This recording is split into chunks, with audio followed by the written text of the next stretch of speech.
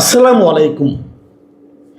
প্রিয় দর্শক, আপনাদের নিশ্চয়ই মনে আছে 2024 সালের জুলাই মাসে, পুরো জুলাই মাস এবং অগাস্টের প্রথম সপ্তাহের কয়েকদিন যে আন্দোলনটা চলেছিল দেশে, তৎকালীন যে শেখ হাসিনা সরকার ছিল তার বিরুদ্ধে যে আন্দোলনটা ছিল, সে আন্দোলনের মূল থিমটা কী ছিল, মূল ভাবটা কী ছিল, আন্দোলনের একেবারে শুরু থেকে আন্দোলনটা কী নিয়ে হয়েছিল।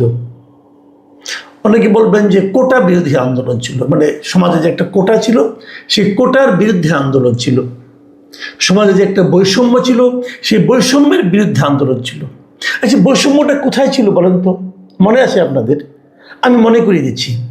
বৈষম্যটা মূলত ছিল যে ওই সময়ে মুক্তিযুদ্ধ কোটা নামে একটা কোটা ছিল। বিষয়টা এরকম যে মুক্তিযুদ্ধ যারা করেছে 71 সালে, সেই মুক্তিযোদ্ধাদের সন্তানদের জন্য একটা কোটা ছিল, মুক্তিযোদ্ধাদের জন্য একটা কোটা ছিল, মুক্তিযুদ্ধের সন্তানের সন্তান যারা তাদের জন্য কোটা ছিল। আরেকটু ডিটেলে বলি, মুক্তিযুদ্ধ হয়ে গেছে 24 সালে যদি আমরা ধরি, তাহলে 53 বছর আগে, তখন থেকে 53 বছর আগে। তো 53 বছর আগে যাদের যে যুদ্ধ হয়ে গেছে, সেই যুদ্ধে যারা অংশ নিয়েছে তাদের তো সরকারি চাকরি করার বয়স থাকার কথা না, তাই না? কারণ তখন যুদ্ধ যখন করে তখন তার বয়স মিনিমাম 14 বছর। তো 53 আর 14 মিলে 67 বছর, তখন তার সরকারি চাকরি করার কোনো সুযোগ নাই। কিন্তু এর আগে যখন সরকারি চাকরিতে যোগদান করার সুযোগ ছিল, তখন কিন্তু মুক্তিযোদ্ধাদের জন্য চাকরিতে ঢোকার একটা কোটা ছিল এবং সেখানে তারা একটা বয়সতার জন্য বেশি ছিল, যে বেশি বয়স পর্যন্ত তারা চাকরির জন্য অ্যাপ্লাই করতে পারতেন। যখন তাদের চাকরির বয়সটা আর কুলাচ্ছে না, তাদের বয়স হয়ে যাচ্ছে, তখন এই কোটাটা বংশানুক্রমিকভাবে তাদের সন্তানদের উপর আরোপিত হলো, যে সন্তানদেরও এই কোটা দেওয়া হবে। এটা নিয়েই কিন্তু যত আপত্তি, মুক্তিযুদ্ধের সন্তানরা ইউনিভার্সিটিতে ভর্তির সময় বাড়তি সুযোগ পাবে, তাদের জন্য কিছু কোটা থাকবে, তারা আগে ভর্তি হবে, তারা কম মার্কস পেলেও ভালোভাবে ভর্তি হতে পারবে, এরকম নানা ধরনের কোটা। এটা স্টুডেন্টরা বলতো এক ধরনের বৈষম্য, যে আমি বেশি নাম্বার পেয়েও আমার পাশে যে ছেলেটা বসে আছে, মেয়েটা বসে আছে, তার বাবা মুক্তিযোদ্ধা ছিল, অতএব সে আমার চেয়ে কম নাম্বার পেয়েও সুযোগ পাচ্ছে, কারণ তার জন্য একটা কোটা আছে। এটা এক ধরনের বৈষম্য। কিন্তু তখন তারা বলছিল সব কিছু হবে মেধা ভিত্তিক, যার মেধা ভালো সে কাজ করবে, সে সুযোগ পাবে। আরও বড় পরবর্তীতে চাকরি পাওয়ার ক্ষেত্রে, বিসিএস এর চাকরির ক্ষেত্রেও এই একই ঝামেলা ছিল, কোটা থাকতো। এই কোটাটা নিয়ে অনেক দিন ধরে আন্দোলন হচ্ছিল। 2018 সালে প্রথম একটা আন্দোলন হয়, সেই আন্দোলনের পর আন্দোলনের তোরে হাসিনা সরকার কোটাটাই বাতিল করেছে, যে কোনো কোটাই আর থাকবে না চাকরির ক্ষেত্রে, উনি বলেছিলেন। তারপরে এই 24-এ এসে আবার যেটা হলো, যে যারা কোটা বঞ্চিত হলো, ওই যে মুক্তিযুদ্ধের যারা থেকে বংশধর, তারা আবার হাইকোর্ট থেকে একটা রায় নিয়ে আসলো, না কোটাটা থাকবে। এটাকে কেন্দ্র করেই 2024-এর জুলাইয়ের আন্দোলনের সূত্রপাত।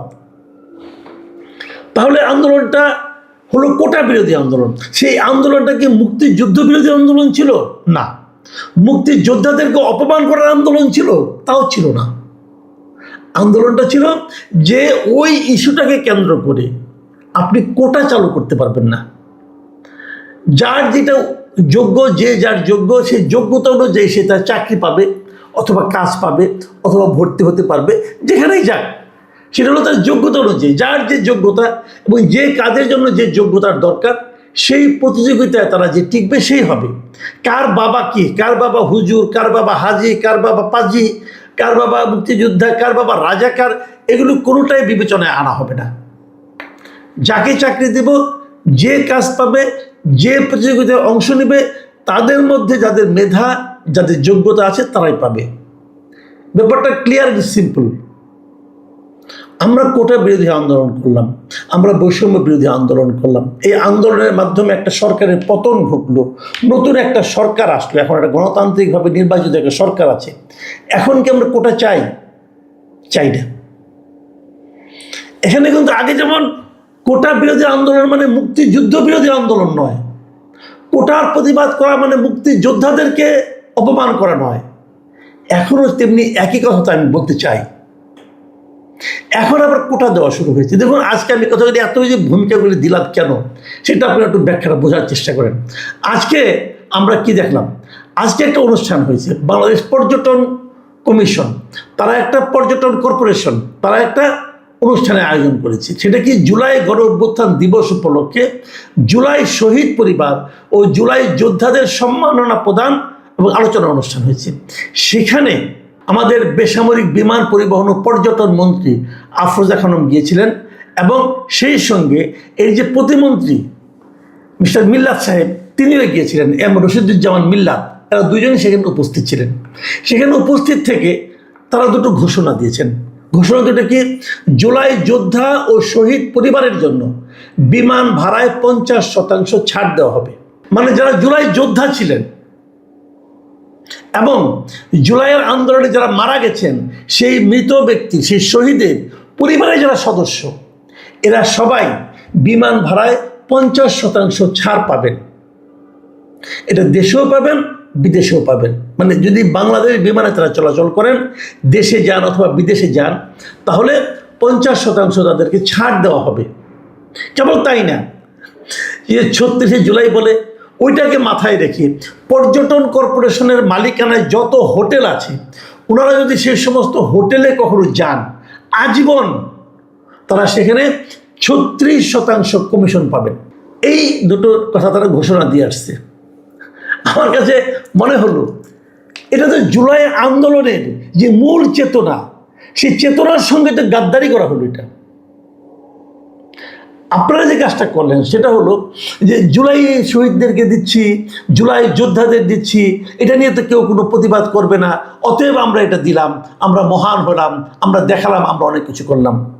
আমি মিল্লাত সাহেবকে জিজ্ঞাসা করতে চাই, আমি আফরোজা খানমকে জিজ্ঞাসা করতে চাই, এটা করার এখতিয়ারটা আপনাকে কে দিল? এই যে আপনি 50% ছাড় দিলেন, আপনার টাকা।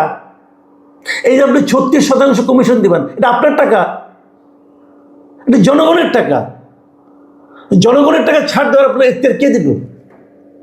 এবং তারও যে বড় কথা, আপনি এখানে দিবেন কেন? এটা দেওয়ার মাধ্যমে আপনি আবার সেই কোটা ব্যবস্থা চালু করলেন। যদি মুক্তিযোদ্ধাদের জন্য, মুক্তিযোদ্ধাদের পরিবারের জন্য কোটা দেওয়াটা অনিয়ম হয়ে থাকে, ভুল হয়ে থাকে, প্রতিবাদযোগ্য হয়ে থাকে, তাহলে এখানে কোটা দেওয়াটা কোন বিবেচনায় গ্রহণযোগ্য? আপনারা আমাকে বোঝান ভাই। আমি জুলাই যোদ্ধাদেরকে কিন্তু অবমূল্যায়ন করছি না। জুলাই যোদ্ধা হিসাবে, জুলাইয়ের শহীদ হিসাবে যার যা প্রাপ্য আপনারা দেন, কোনো আপত্তি নাই। কিন্তু কোটা কেন? আপনি দেন, সম্মান দেন তাদেরকে। যা যা যে দেশের স্বাধীনতা সংগ্রামে, দেখেন মিল্লাত সাহেব একটা ভয়ঙ্কর কথা বলছেন কিন্তু সেখানে।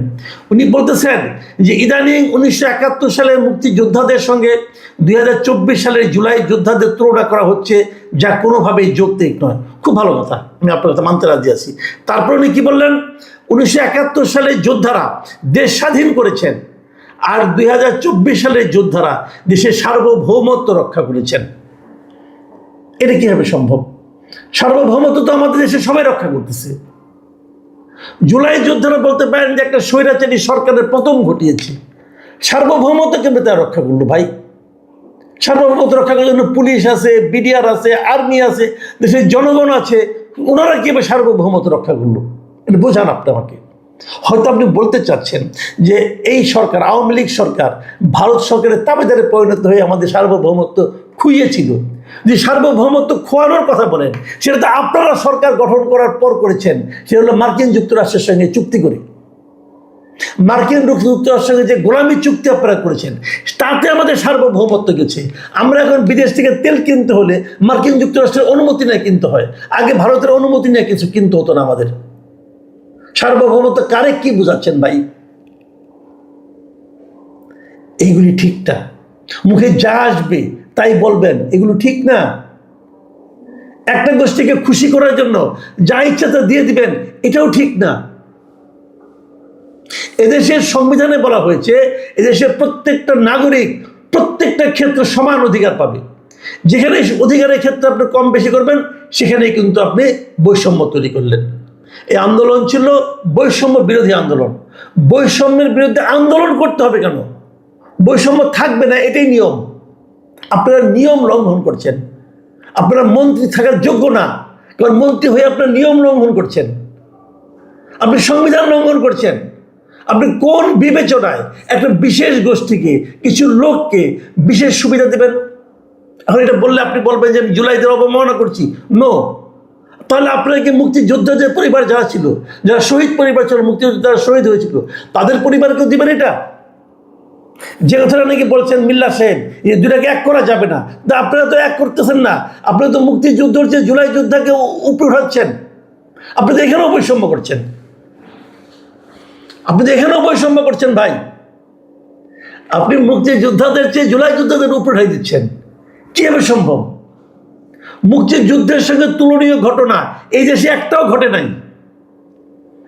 মুক্তিযুদ্ধে আপনার দলের যারা যিনি প্রতিষ্ঠাতা, তিনি মুক্তিযুদ্ধে নাও, আপনি জুলাই যুদ্ধে নাও। খুবই হতাশাব্যঞ্জক। এবং আমি মনে করি এই লোকগুলোর মাথার মধ্যে কিছু আছে কিনা আমার সন্দেহ আছে। এবং তারা একটা বিতর্ক তৈরি করতেছে, নতুন করে একটা বিতর্কের জন্ম দিচ্ছেন এরা।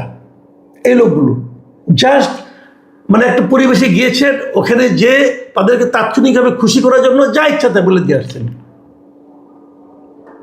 আবার আপনারা বৈষম্যের জন্ম দিচ্ছেন। এই দেখেন, আমি নিজে মনে করি আমি কোনো কোটায় বিশ্বাস করি না। আমি মনে করি কোটা কিসের? যে যে ক্ষেত্রে যাবে সেই ক্ষেত্রে যে যোগ্যতম ব্যক্তি সেই সুযোগটা পাবে। কারণ অযোগ্যদের হাতে দায়িত্ব দেওয়ার কারণে দেশে আজকে এই অবস্থা। যোগ্যতম ব্যক্তি কাজ পাবে, যোগ্যতম ব্যক্তি যোগ্যতম চাকরিটা করবে।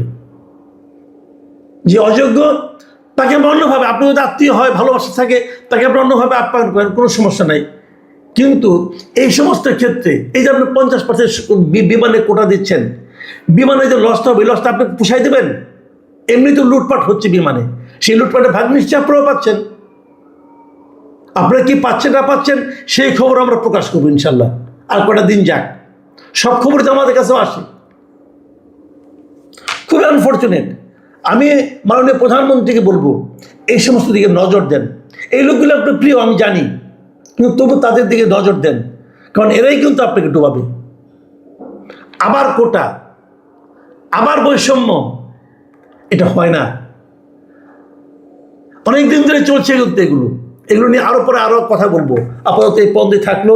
সবাই ভালো থাকবেন। আল্লাহ হাফিজ।